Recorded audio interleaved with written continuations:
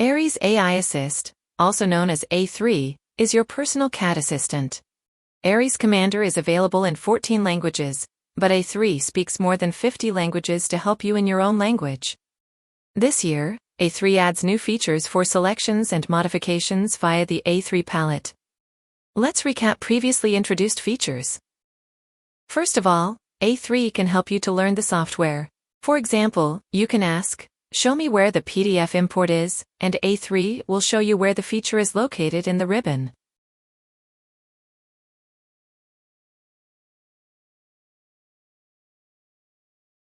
And if you say, "Give me the steps to create a view-only link," A3 will share guidance on how to use that feature. A3 can also answer industry-specific questions like, "What is the DIN 933 standard?"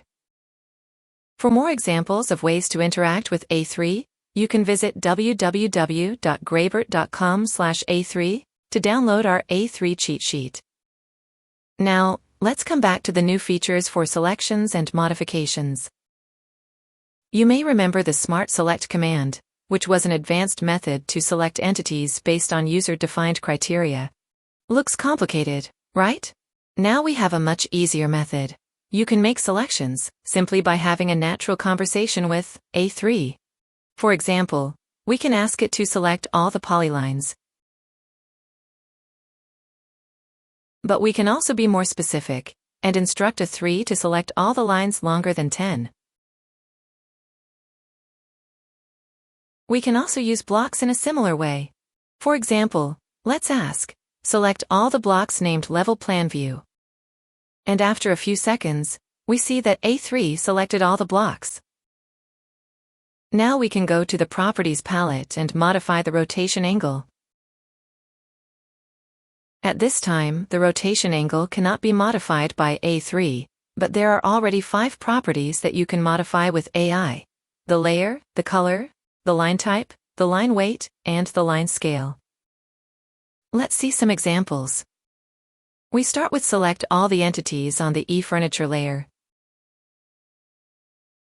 Notice that the active layer is currently 0.